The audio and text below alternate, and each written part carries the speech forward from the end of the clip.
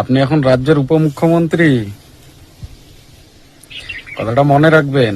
মুসলমানরা যদি হরিদাস পাল হয়, আপনিও কোনো ঝাটের বাল না। ক্ষমতা মাত্র 5 বছর।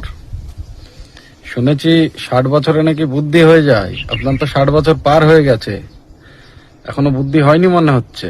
উনি কোন হরিদাস পাল যে তিনি এই কথাটা বললেন? রাজ্যের মন্ত্রী হলে পরে তিনি কি নিজেকে ভাবতে শুরু করেছেন তিনি সংবিধানের ঊর্ধ্বে? এই কথা বলার পর যদি এখানে একটা সুস্থ চিন্তার মুখ্যমন্ত্রী থাকতো, ওকে মন্ত্রিসভা থেকে সরিয়ে দিত। উনি যে কথা বলেছেন সেই কথা দেশ বিরোধিতার সামিল। 126 কোটি ভারতবর্ষের বুকে প্রায় 22 থেকে 23 কোটি মানুষ একটা ধর্ম সম্প্রদায়ের আছেন, আরো বিভিন্ন ধর্ম সম্প্রদায়ের মানুষ এখানে আছেন। তা উনি কি বলতে চান? এটা শুধু গোমাতার গোসন্তানদের দেশ নাকি? গোসন্তানরা তাদের মতো কথা বলতে পারেন, কিন্তু ভারতবর্ষের সংবিধান সম্মত কথা হলো না।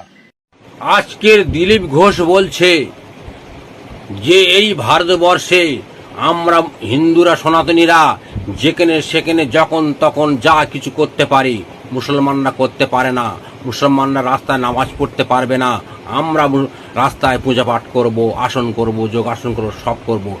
মুসলমানদের যদি এত শখ হয় তো চলে যাও পাকিস্তান নয় বাংলাদেশ। এই কথা দিলীপ ঘোষ বলছে। আর আমি দিলীপ ঘোষের বলছি, এটা আপনার বাপ কেলকে রাস্তা নয়, বাবার জমিদারি নয়। আপনার যদি বা যোগাসন করতে হয় তা আপনি নেপালে চলে যান। এটা ভারতবর্ষ, সকলের সমান অধিকার আছে, জেনে রাখবেন। আইন সবার জন্য সমান। ইন্ডিয়াতে আপনার বাবার হিন্দুস্থানে মুসলিমদের নামাজ পড়া হবে না। আপনি কোন হরিদাস পাল? এক বছরে আপনি দম বন্ধ হয়ে যাচ্ছে জানেন। বাংলাদেশে পাকিস্তান চলে যান, এখানে নামাজ পড়ুন, কেউ বলবে না। এখানে চলবে না এইসব। সরকার পাল্টে গেছে, লোক পাল্টে যায়, এগুলো বন্ধ করবো বলে। আর বন্ধ হবেই জেনে রাখবো। আর ওনারা কি হরিদাস পাল? তাদের জন্য রাস্তা আটকানো হবে, প্রাইম মিনিস্টারের জন্য আটকাবে, চিফ মিনিস্টারের জন্য আটকাবে। এটা ঠিকই আছে। আর 107 বছর ধরেই তো অন্যায় করা হয়েছে। কি দিলীপ বাবু, এটা আপনি কি বলে দিলেন? সরি, আমি তো ভুলে গিয়েছিলাম যে ইন্ডিয়াতে আপনার বাবার সরি আপনার বাবা যিনি ইন্ডিয়াকে তৈরি করেছিলেন, আপনার বাবাকে একটু বলুন হিন্দুস্তানে আমাদের একটু জায়গা দিতে। আপনি তো বলছেন যে হিন্দুস্তানে থাকা হবে না, পাকিস্তানে চলে যাও না। মানে বলছিলাম যে আপনার বাবা যখন ইন্ডিয়াটা তৈরি করেছিল তারপরে নিশ্চয়ই আপনার নামে ইন্ডিয়াটা লিখে দিয়েছিল। তো সেই কাগজটা একটু যদি দেখাতেন মানে খুব ভালো হতো। যেহেতু ইন্ডিয়াটা আপনার বাবার, ওই জন্য বলছেন যে মুসলমানদের এখানে থাকা হবে না, পাকিস্তানে চলে যেতে।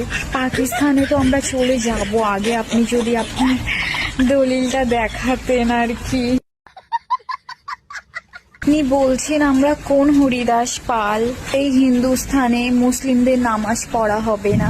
তা আমি বলতে চাইছি আপনি কোন হরিদাস পাল যে আমাদের নামাজ বন্ধ করাবেন?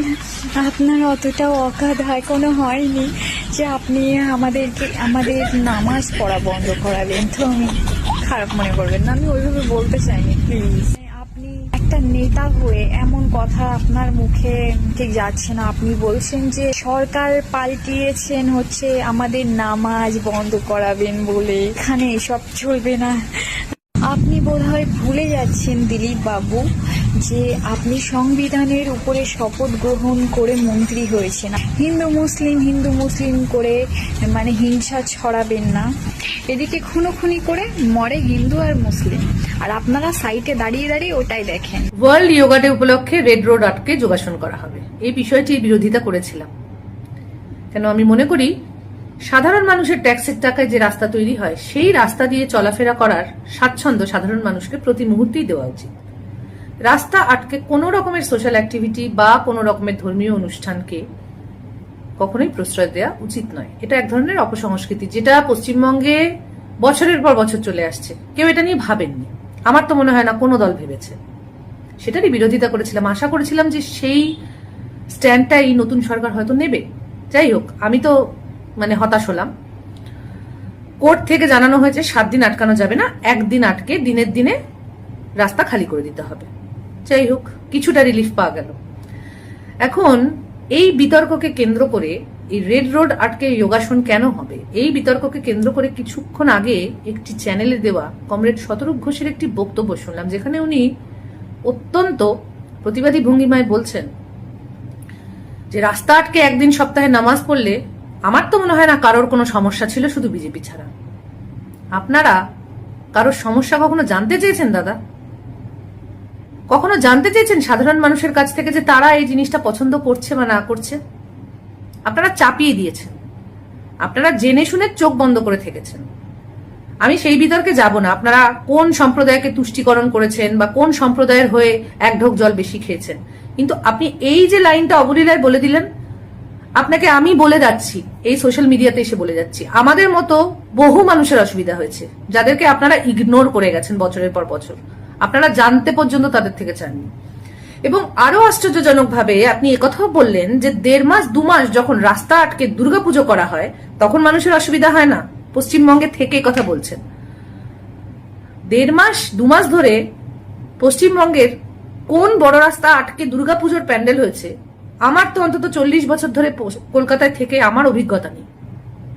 কোনো লোকালিটির মধ্যে কোনো গলি আটকাতে পারে, যদিও সেটাও আমি পার্সোনালি পছন্দ করি না, কারণ সেই গলির মধ্যেও কিছু মানুষের বাস আছে। আর বিপদ তো শনিবার রোববার ষষ্ঠী সপ্তমী অষ্টমী দেখে আসে না, এটা একটা কমন সেন্স। তবুও কিছু মানুষ ওই 4টে দিনের জন্য মানিয়ে নেয় বিষয়টাকে। আর মেন রোড বরাবরই সংকুচিত হয়ে আসে, যতটা চওড়া থাকে তার থেকে একটু কমিয়ে দেওয়া হয় ট্রাফিক কন্ট্রোলের জন্য এবং সাইড দিয়ে দর্শনার্থীদের লাইন পাস করানোর জন্য। এই অবধি হয়।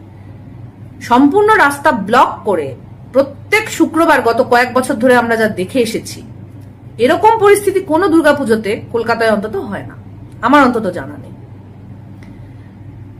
বাংলাদেশে যখন গত বছর তার আগের বছর একের পর এক প্যান্ডেল, মূর্তি, ইসকনের মন্দির, অন্যান্য মন্দিরগুলো ভাঙা হচ্ছিল, তখন এই প্রতিবাদী সত্তাটা কোথায় ছিল দাদা আপনার? মানুষ কিন্তু আজ আর সোশ্যাল মিডিয়ার দৌলতে এতটাও বোকা নেই। আপনি একজন নেতৃত্বের মুখ, আপনার বক্তব্য শোনার জন্য আমরা মুখিয়ে থাকি, আমরা আপনাকে ফলো করি।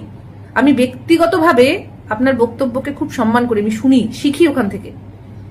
কিন্তু মাফ করবেন, এই ধরনের কথাবার্তা আজকের দিনে আর চিড়ে ভেজায় না। প্লিজ। কলকাতার রেড রোডে যানজটের বাহানা দিয়ে 7 মিনিটের নামাজ পড়তে না দেওয়া এবং সেই রেড রোড বন্ধ রেখে 7 দিনের জন্য যোগা প্রোগ্রাম করার পিছনে বর্তমান শাসক দলের একটা বড় রাজনৈতিক চক্রান্ত রয়েছে।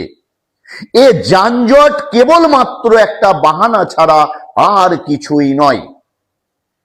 এই সরকারে আসার আগে যে সমস্ত প্রতিশ্রুতি দিয়েছিল, সেই প্রতিশ্রুতির আংশিক মাত্র শুরু হয়নি, তাই সাধারণ মানুষ বিভ্রান্তির মধ্যে রয়েছে। এটা সরকার বুঝতে পেরেছে।